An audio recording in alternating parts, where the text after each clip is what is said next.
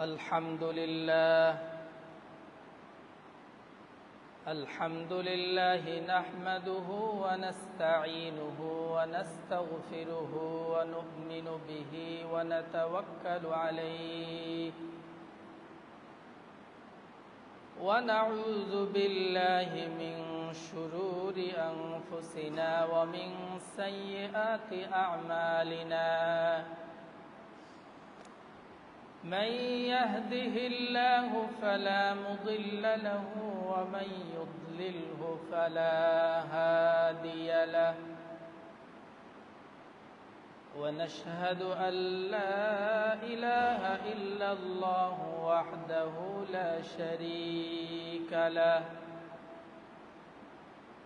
ونشهد أن سيدنا وسندنا وحبيبنا ومولانا محمدا عبده ورسوله أرسله الله تعالى إلى كافة للناس بشيرا ونذيرا وداعيا إلى الله بإذنه وسراجا منيرا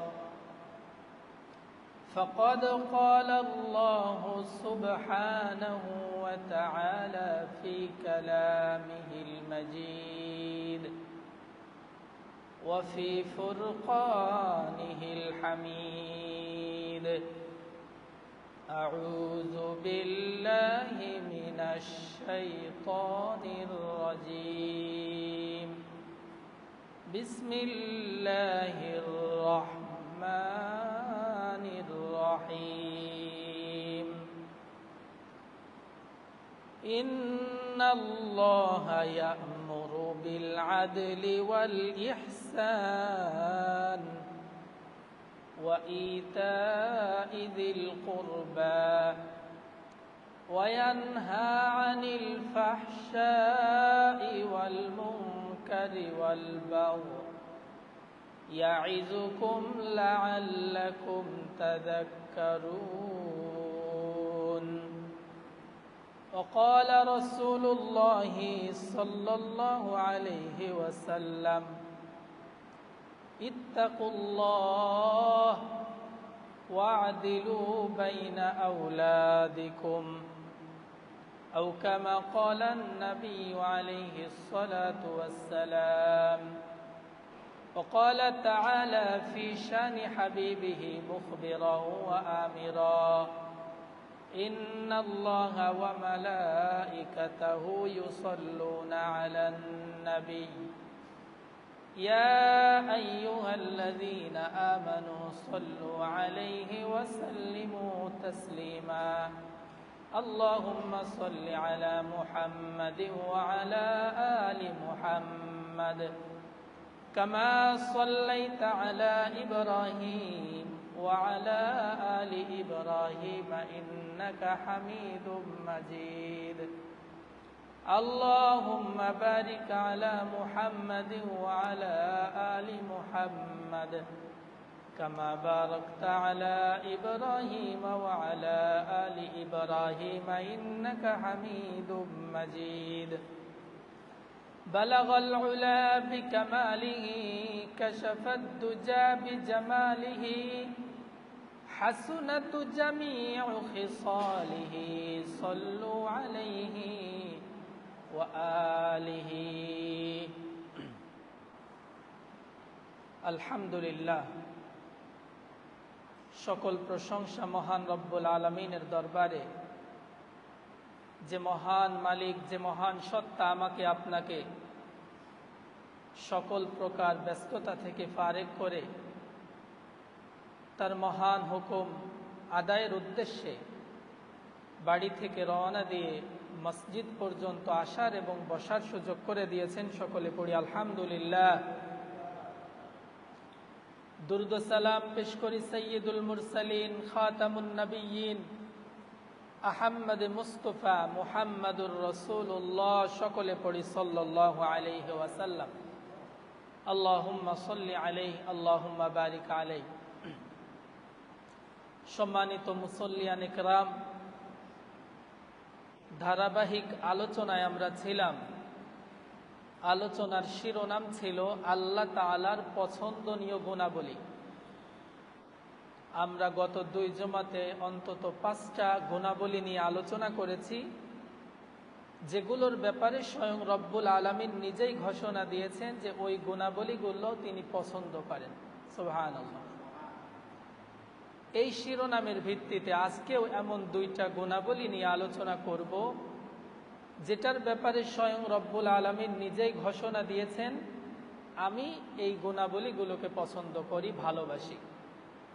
তো একজন বান্দা হিসাবে, আল্লাহ তাআলার মাখলুক হিসাবে, প্রিয় মাখলুক হিসাবে আমাদের প্রত্যেকের আল্লাহর পছন্দনীয় গুণাবলীগুলো অর্জন করা অতি দরকার। তো সেই উদ্দেশ্যকে সামনে নিয়েই আমরা আজকে আলোচনা করব আরো 2টি গুণ। সেই 2টার প্রথমটা হচ্ছে আল ইনসাফ। এই শব্দটার সাথে আমরা মোটামুটি সকলেই পরিচিত। ইনসাফ, ইনসাফ, ইনসাফ, এই শব্দটা আরবি, কিন্তু বাংলাতে একেবারে বাংলার মতো করেই ব্যবহার হয়। ইনসাফ বললে আমরা বুঝি, এর ব্যাখ্যা বিশ্লেষণের প্রয়োজন নাই। কিন্তু আমাদের জানা দরকার এই ইনসাফ বোঝানোর জন্য আল্লাহ তাআলা কোরআনের মধ্যে 3টা শব্দ ব্যবহার করেছেন। 1 নম্বর শব্দ যেটা আমরা সবাই জানি ইনসাফ, দ্বিতীয় আরেকটা শব্দ হলো আদল। যারা মোটামুটি একটু বই পুস্তক পড়েন তারা দেখবেন আদল ইনসাফ একসাথেই লেখা থাকে।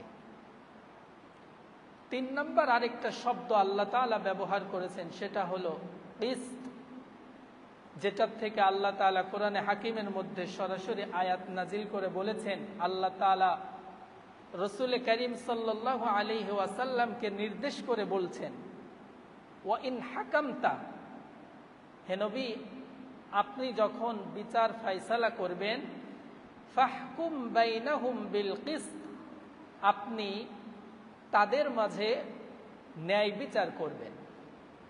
ইন্নাল্লাহা ইউহিব্বুল মুকসিতিন, নিশ্চয়ই আল্লাহ তাআলা ওই মানুষগুলোকে ভালোবাসেন, পছন্দ করেন যারা ইনসাফ কায়েম করে, ন্যায় বিচার প্রতিষ্ঠা করে। সুবহানাল্লাহ। তাহলে এই আয়াত থেকে আমরা স্পষ্ট জানতে পারলাম যে ইনসাফ যারা প্রতিষ্ঠা করে, যারা বিচার ফয়সালার সময় ন্যায় বিচার করে, আল্লাহ তাআলা তাদেরকে পছন্দ করেন। শুধু পছন্দ করেন তাই না, দীর্ঘ হাদিসের মধ্যে আল্লাহ রাসূল সাল্লাল্লাহু আলাইহি ওয়াসাল্লাম 7 শ্রেণীর মানুষকে কিয়ামতের ভয়াবহ মুহূর্তে, ওই দিনে আরশের ছায়ায় আশ্রয় দান করবেন। সেই 7 শ্রেণীর মানুষের মধ্যে সর্বপ্রথম যার নাম উল্লেখ করা হয়েছে তিনি হলেন ইমামুন আদিল। ওই ইমাম, ওই নেতা, ওই বিচারক যিনি মানুষের মাঝে বিচার কার্যে ইনসাফ করতেন। সুবহানাল্লাহ। শুধু তাই নয়, মজার ব্যাপার হলো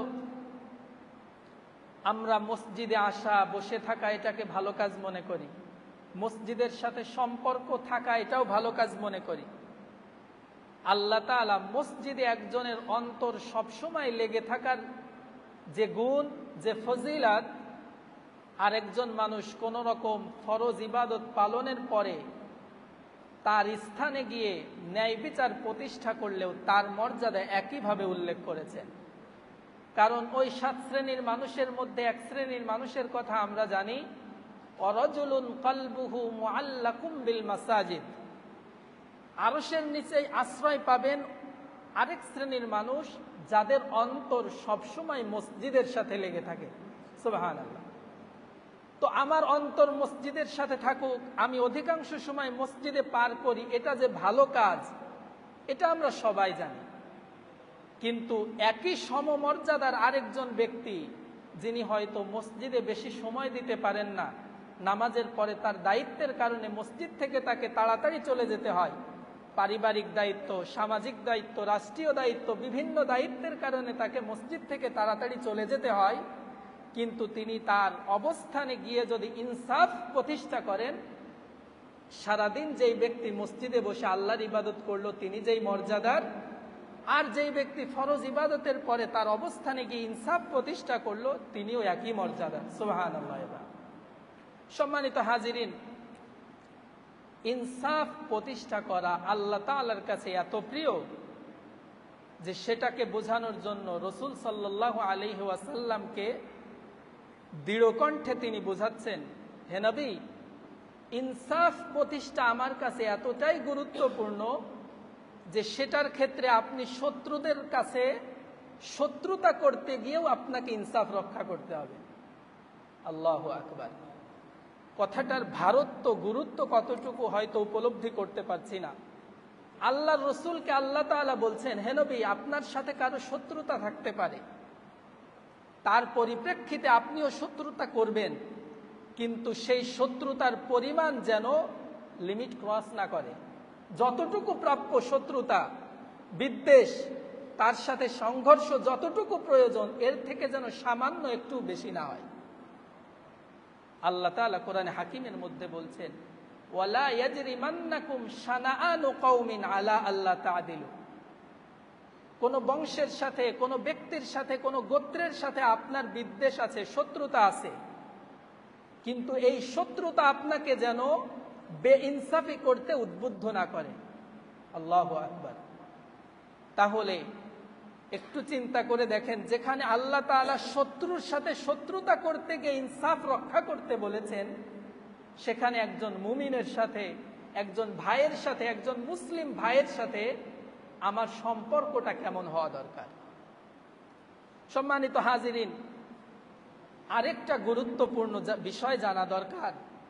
আমরা যখন ইনসাফের কথা বলি, ন্যায় প্রতিষ্ঠার কথা বলি, তখন আমাদের মাথায় বিশেষ এক শ্রেণীর কথা আমাদের মাথায় আসে, যিনি মনে হয় রাষ্ট্রের বিচারপতি, যিনি জেলার জজ, এই শ্রেণীর মানুষগুলোর কথা আমাদের মাথায় আসে যে ওনারা ইনসাফ করবেন, ন্যায় বিচার করবেন। কিন্তু আশ্চর্যের বিষয় হচ্ছে, ইনসাফ এমন একটা আমল যেটা শুধুমাত্র এক বিশেষ শ্রেণীর সাথে খাস না, বরং প্রত্যেকটা মানুষের সাথে ইনসাফের সম্পর্ক আছে। সুবহানাল্লাহ। তাহলে আজ থেকে আমাদের মাথায় গেঁথে নিতে হবে, ইনসাফ মানে শুধু রাষ্ট্রের বিচারপতি ইনসাফ করবে, আমার ক্ষেত্রে মনে হয় ইনসাফ নাই, বিষয়টা এমন না। ইনসাফের আলোচনায় পড়তে গিয়ে আমরা যেটা পেয়েছি, একজন মানুষের ব্যক্তি জীবনে ইনসাফ করা লাগবে। ইনসাফ মানে হচ্ছে ন্যায় বিচার, সুবিচার। জি হাক্কিন হাক্কা, আপনার কাছে যেই মানুষটা যেই অধিকার পায় তাকে সেই অধিকারটা তুলে দেওয়া। এটা যদি আমরা মিলাতে যাই আমাদের ব্যক্তি জীবনে, তাহলে দেখব এই যে আমাদের শরীরের যে অঙ্গ প্রত্যঙ্গগুলো, এগুলোর একটা হক আছে, অধিকার আছে। এই যে আমাদের হাত এবং পা, চোখ, নাক, কান, যা বলেন, এই সবগুলো কিন্তু আল্লাহ তাআলার পক্ষ থেকে দেওয়া এক একটা নিয়ামত। এটা আমার না। আপনি, আমি এখন ভাবছি আমার এই হাতটা আমার, আমার এই পাটা আমার, আমার চোখটা আমার, কিন্তু আল্লাহ বলছেন যে এর কোনোটাই তোমার না, তোমাকে দেয়া হয়েছে সুবিধা ভোগ করার জন্য।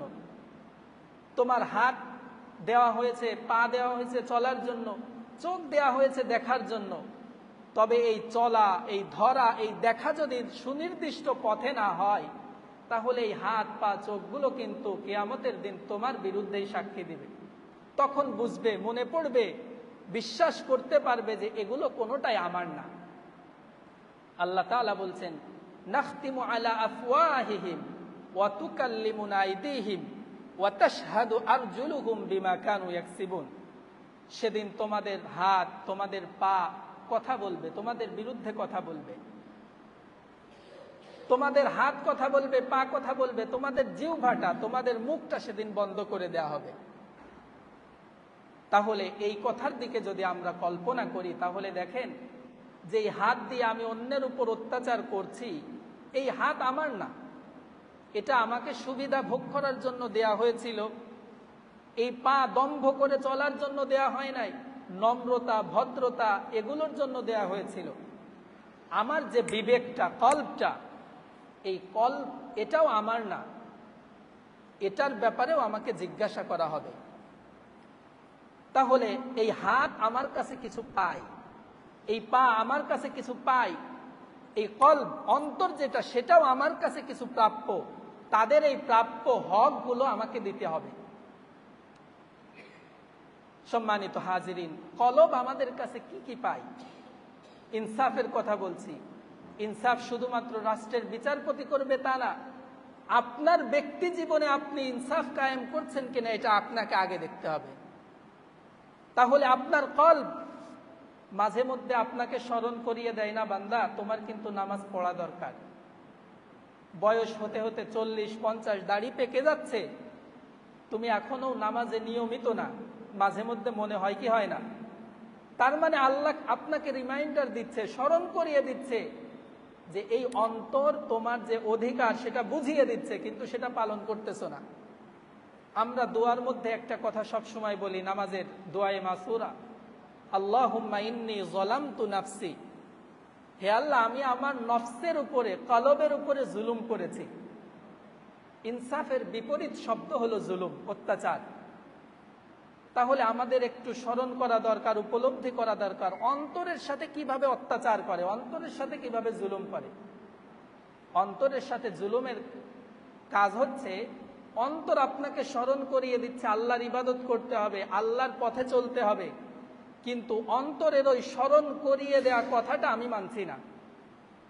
কিয়ামতের দিন যখন আপনি সাজাপ্রাপ্ত হবেন, কলব যখন সাজাপ্রাপ্ত হবে, তখন এটাই বলে দিবে যে আমি তোমাকে বারবার স্মরণ করিয়ে দিয়েছিলাম যে তুমি নামাজ পড়ো, আল্লাহর ইবাদত বন্দেগীতে কাটাও, তুমি করো নাই, সেজন্যই তুমি নফসের উপর জুলুম করেছো, এখন শাস্তি ভোগ করো। আমার হাত, পা, চোখ, কান যেগুলো আছে সবগুলোই কিয়ামতের দিন আমার ব্যাপারে অথবা আমার পক্ষে বা বিপক্ষে সাক্ষী দিবে। সম্মানিত হাজিরিন, তাহলে ব্যক্তি জীবনে ইনসাফ কিভাবে প্রতিষ্ঠা করব? আমার কলবের যে হক, সৎ পথে চলা, আল্লাহর ইবাদত বন্দেগীতে কাটানো, এটা দিতে হবে, আমার কলবকে দিতে হবে। যদি আমি না দিই তাহলে আমি জুলুম করতেছি। ব্যক্তি কেন্দ্রিক গেল, এখন হচ্ছে পরিবারে। আমাদের প্রত্যেকেরই পরিবার আছে, পরিবারের সদস্যরা আমার কাছে কিছু হক অধিকার পায়। এই হকগুলো আমি যদি না দিই, আর আমি সারাদিন যদি চিন্তা করি রাষ্ট্র আমার উপর জুলুম করতেছে, রাষ্ট্রের বিচারকরা জুলুম করতেছে, তাহলে আপনি চিন্তা করেন আপনিও আরেকজনের উপর জুলুম করতেছেন, এবং এই জুলুম আর ওই জুলুমের ভয়াবহতা একই, এর মধ্যে কোনো পার্থক্য নাই। আপনার পরিবারে 5 জন ছেলে সন্তান হোক, মেয়ে সন্তান হোক আছে, একাধিক সন্তান আছে, আপনি একজনকে মোহাব্বত করে অনেক কিছু দিয়ে দেন, কিন্তু আরেকটা ছেলে অথবা আরেকটা মেয়ে হয়তো কোনো কারণে আপনার ভালো লাগে না, তাই তাকে দেন না। এই যে আপনি পিতা হিসাবে, বাবা হিসাবে এককেন্দ্রিক একটা বৈষম্য করতেছেন, এর বিচার আপনাকে দেওয়া লাগবে, আল্লাহর কাঠগড়ায় আপনাকে জবাব দেওয়া লাগবে।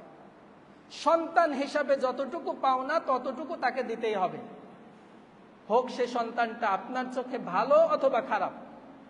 হতে পারে এক সন্তান আপনাকে খুব বেশি মহব্বত করে, তাই আপনি তাকে অনেক কিছু দেন, আরেক সন্তান হয়তো আপনাকে কেয়ার করে না, আপনার গুরুত্ব দেয় না, তাই আপনি তাকে কম দিবেন, এটা হতে পারে না। সন্তান আপনাকে কম দিচ্ছে, আপনার গুরুত্ব দিচ্ছে না, আপনার হক আদায় করছে না, সন্তান আল্লাহর দরবারে জবাবদিহিতা করবে, কিন্তু তার প্রেক্ষিতে আপনি সন্তানকে অধিকার কম দিবেন, এর জন্য আপনাকে আল্লাহর দরবারে জবাবদিহিতা করা লাগবে। তাহলে সম্মানিত হাজিরিন, পরিবার কেন্দ্রিক আমরা ইনসাফ করি না। আল্লাহ রসুল সাল্লাল্লাহু আলাইহি ওয়াসাল্লামের কাছে এক সাহাবী এসে বলছেন, নুমান বিন বাশির রাদিয়াল্লাহু তাআলা আনহু, ওনার 2 জন স্ত্রী, একজনকে আগে বিবাহ করেছেন, তার একটা সন্তান আছে, পরবর্তীতে আরেকজনকে বিবাহ করেছেন, তার কয়েকটা সন্তান আছে। তো কোনো কারণে প্রথম স্ত্রীর মনে হচ্ছে যে নুমান বিন বাশির মনে হয় আমার প্রথম যে স্ত্রীর সন্তান, আমার যে সন্তান, তাকে হয়তো কিছুদিন পরে আর কিছু দিবে না। তো উনি সুযোগে একটা পর্যায়ে গিয়ে বলছে, আপনি আমার এই ছেলেটাকে আপনার সম্পদের কিছু অংশ আগে ভাগে দিয়ে রাখেন, হয়তো পরবর্তীতে আমার এই সন্তানটা মাহরুম হয়ে যাবে। শুধু দিলেই হবে না, ওই স্ত্রীর দাবি হলো আপনি আল্লাহর রসুলের দরবারে আল্লাহর রসুলকে সাক্ষী রেখে কিছু দিবেন। তার মানে একজন সাক্ষী রাখতেছে যে পরবর্তীতে অন্য ভাইয়েরা যেন আবার সিনায় টিনায় না নিয়ে যায়। এরকম ঘটনা ঘটে। কিন্তু স্বাভাবিক ক্ষেত্রে প্রথম স্ত্রীর সন্তানরা পিতার কাছে বেশি গুরুত্ব পায় না, পরবর্তীতে যে স্ত্রী আসেন তার সন্তানদেরকেই খুব প্রায়োরিটি দেওয়া হয়, গুরুত্ব দেওয়া হয়। তো যাই হোক, আল্লাহর নবীর কাছে এসে নোমান বিন বশির রাদিয়াল্লাহু তাআলা আনহু বলছেন, আল্লাহ রসুল, আমার এই যে ছেলেটা আমার বড় বিবির ঘরের সন্তান, আমি একে কিছু দিতে চাই, তবে আমার বিবি শর্ত করছে যে শুধু দিলে হবে না, আপনাকে সাক্ষী রেখে দিতে হবে। আল্লাহ রসুল সাল্লাল্লাহু আলাইহি ওয়াসাল্লাম বলছেন, আকুল্লুহু মুহাব্বালাহু মিসলা হাযা, তোমার অন্যান্য ঘরে যেই সন্তানরা আছে তাদেরকেও কি অনুরূপ কিছু দান করতেছো, নাকি শুধু একেই দিচ্ছ? নোমান বিন বশির রাদিয়াল্লাহু তাআলা বলে, আল্লাহ রসুল, আমি শুধু এই সন্তানকে স্পেশালি পার্সোনাল ভাবে কিছু দিচ্ছি। আল্লাহ রসুল সাল্লাল্লাহু আলাইহি ওয়াসাল্লাম বলেন, ফালা তুশহিদনি, যদি এই রকমই ব্যাপারটা হয় যে তুমি এক ঘরের সন্তানকে কিছু দিচ্ছ আর বাকিগুলোকে দিচ্ছ না, তাহলে আল্লাহর রাস্তায় আমাকে সাক্ষী রাখো না। ফাইন্নী লা উশহিদু আলা জাওরিন, কেননা আমি জুলুমের ব্যাপারে সাক্ষী থাকতে চাই না। নাউযুবিল্লাহি মিন যালিক। পরক্ষণে সেটা দেয়া থেকে বিরত রাখছেন এবং বলছেন, তোমার যতটুকু সামর্থ্য আছে সবাইকে সমানভাবে দাও, এটা হচ্ছে ইনসাফ। তাহলে সন্তানদের মধ্যে ইনসাফ আমরা অনেকেই করতে পারি না, করি না। কোনো না কোনো কারণে এক সন্তানকে একটু বেশি গুরুত্ব দিই, আরেক সন্তানকে মাহরুম করি। তাহলে পিতা হিসাবে এটা করার অধিকার আপনার নাই। হ্যাঁ, সেই সন্তান আপনার কথা শুনুক বা না শুনুক, পিতা হিসাবে আপনাকে ইনসাফ করতে হবে। সম্মানিত হাজিরিন, এবার আসেন সামাজিকভাবে আমরা ইনসাফ প্রতিষ্ঠা করি কিনা। আমরা ইনসাফের কথা শুনলেই যে শুধু বিচারকদের দিকে আমাদের জেহেনটা যায়, সেটা নতুন করে এখন শিখতে হবে যে ইনসাফ শুধু বিচারকের সাথে সম্পৃক্ত না, আমার ব্যক্তি জীবনে, পারিবারিক জীবনে, সামাজিক জীবনে, এর পরে হচ্ছে রাষ্ট্রীয় জীবনে ইনসাফ। তাহলে সামাজিক জীবনের আমরা ইনসাফ করি না। কোনো একটা পরিবারের সাথে আপনার ব্যক্তিগত কিছু দ্বন্দ্ব আছে। এক বাড়ির পাশাপাশি বাড়ি থাকলে বিভিন্ন কারণে দ্বন্দ্ব লাগতে পারে, এটা স্বাভাবিক। আপনি তার প্রতি অসন্তুষ্ট, এটা হতে পারে। কিন্তু এই অসন্তুষ্টির সুযোগ নিয়ে আপনি তাকে সামাজিকভাবে ক্ষতি করবেন, এটা হতে পারবে না। তাহলে আপনি ইনসাফ করেন নাই। উদাহরণ দিই, আমাদের সমাজে অনেক সময় এমন হয়, একটা মানুষের ছেলের একটা সরকারি চাকরি হচ্ছে, সবকিছু কমপ্লিট, অনেক সময় পুলিশ ভেরিফিকেশনে আসে, তো আপনি বাড়ির পাশের লোক, আপনার সাথে তার ব্যক্তিগত কোনো শত্রুতা আছে, আপনি আস্তে করে পুলিশ ভেরিফিকেশনের সময় তার নামে একটা বদনাম করে দিলেন। এই যে আপনি ব্যক্তিকেন্দ্রিক শত্রুতাকে সামাজিকভাবে নিয়ে গেলেন, পারিবারিকভাবে নিয়ে গেলেন, এটা আপনি ইনসাফ করেন নাই। আপনার ব্যক্তিগত শত্রুতা আছে, পিতার সাথে আছে, আপনি সেটা সেভাবে মুআমালা করেন, কিন্তু এই যে সন্তান কেন্দ্রিক, পরিবার কেন্দ্রিক চলে গেলেন, এটা আপনি ইনসাফ করেন নাই। ছোট্ট করে কিছু একটা বলে দিলেন, ছেলেটার চাকরিটা হচ্ছিল, এখন আর হচ্ছে না, তাহলে আমরা ইনসাফ করি নাই।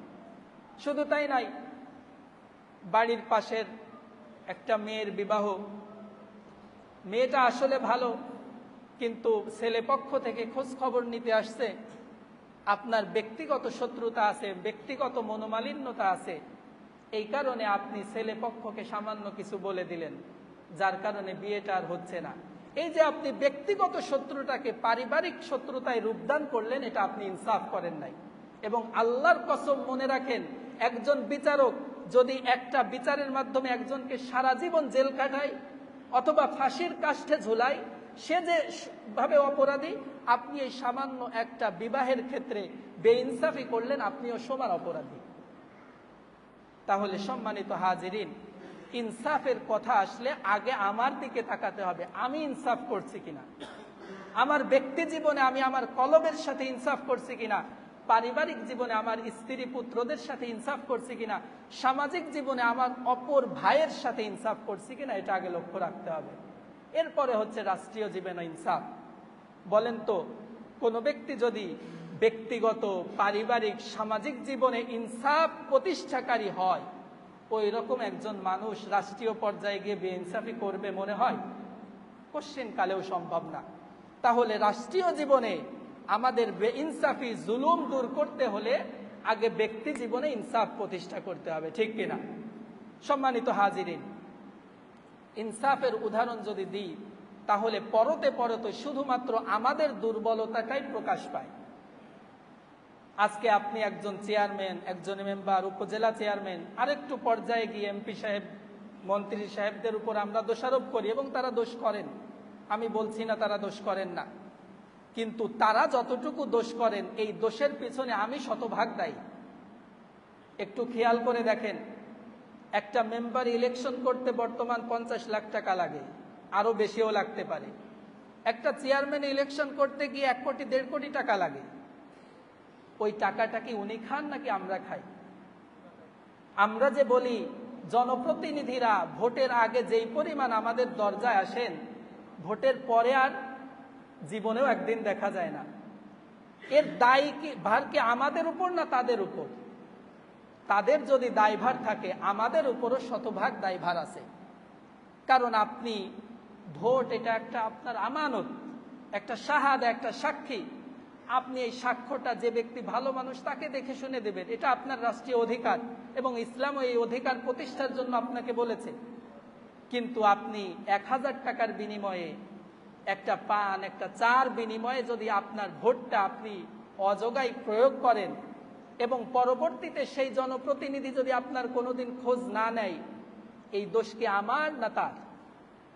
কারণ আপনি তো আগেই তাকে বেইনসাফি করার জন্য, জুলুম করার জন্য আগেই তো অনুমতি দিয়ে রেখেছেন।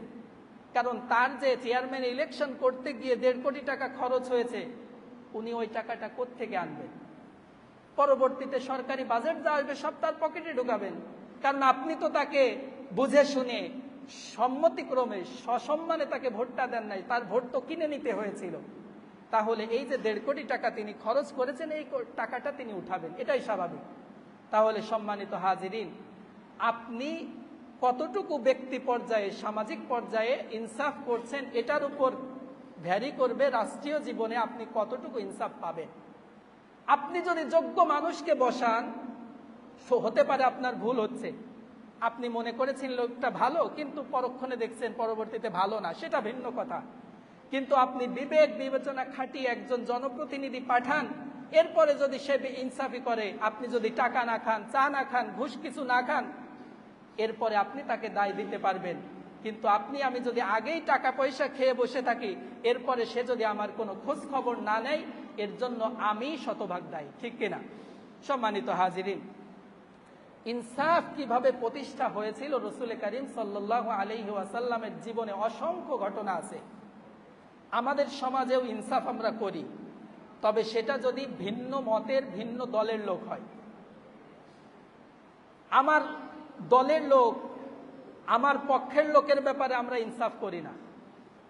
রাসূলের যুগে এরকম একটা ঘটনা অনেকেই জানেন।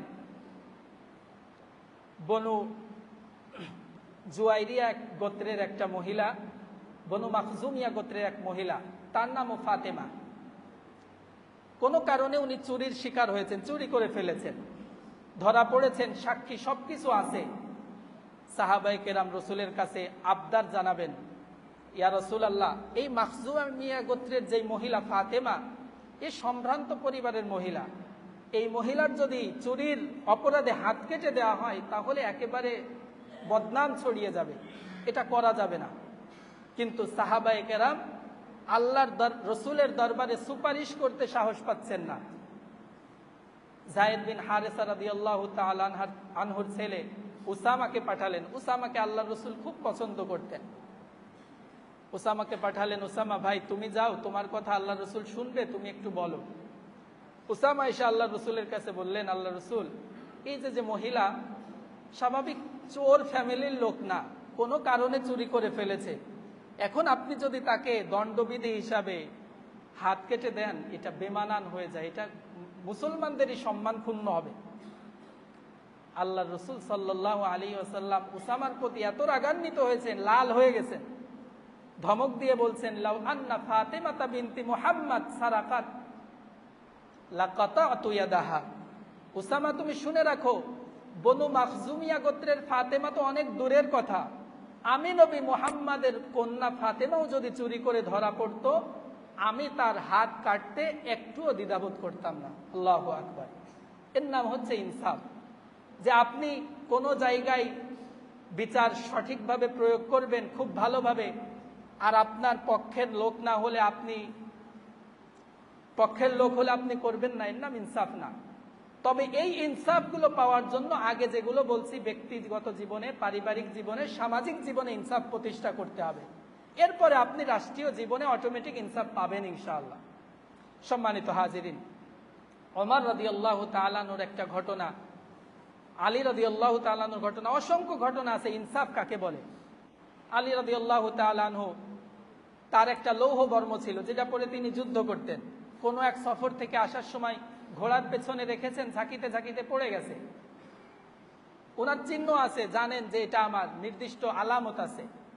অনেকদিন খোঁজাখুঁজির পরে পান না, হঠাৎ করে এক বাজারে গিয়ে দেখলেন এক ইহুদি ওই বর্মটা বিক্রি করার জন্য নিয়ে দাঁড়িয়ে আছে। আলী রাদিয়াল্লাহু তাআলা আনহু গিয়ে বললেন, ভাই এটা তো আমার, এই যে আলামত, এটা আমার। ইহুদি বলছে, না এটা আপনার না, এটা তো আমার জিনিস, আমি এই যে বিক্রি করার জন্য দাঁড়িয়ে আছি। আলী রাদিয়াল্লাহু তাআলা আনহু বুঝিয়ে সুঝিয়ে বললেন, ভাই এটা যে আমার না আপনার, দুইজনের মালিকানা দাবি হয়ে গেছে, চলেন বিচারকের কাছে যাই। সুন্দর করে বিচারকের কাছে আসছেন। বিচারক মুসলিম বিচারক, তিনি বলছেন, আলী তোমার প্রমাণ পেশ করো, এটা তোমার। বলছে, আমার কাছে দুইজন সাক্ষী এরকম কোনো প্রমাণ নাই, তবে এটা আমার, এই আলামত আমি দেখে বলতে পারবো। বিচারক বলছেন, না এগুলো দিয়ে হবে না, ইসলামী শরিয়াতে তোমাকে দুইজন সাক্ষী পেশ করতে হবে।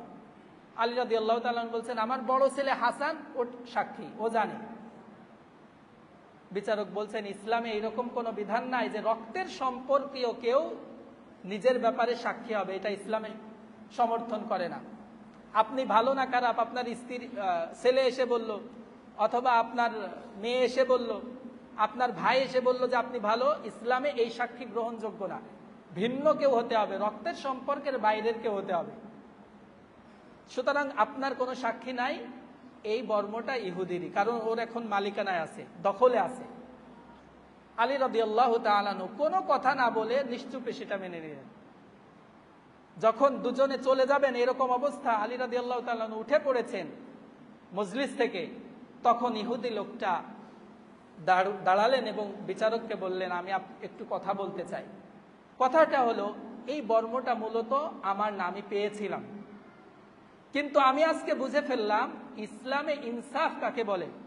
যে একজন রাষ্ট্রপ্রধানের ব্যাপারে ফায়সালা করা হলো একজন ইহুদির পক্ষে, রাষ্ট্রপ্রধানের বিপক্ষে, কিন্তু সেই রাষ্ট্রপ্রধান বিচারকের ফায়সালা এমন ভাবে মেনে নিলেন কেমন যেন সে একজন গোলাম।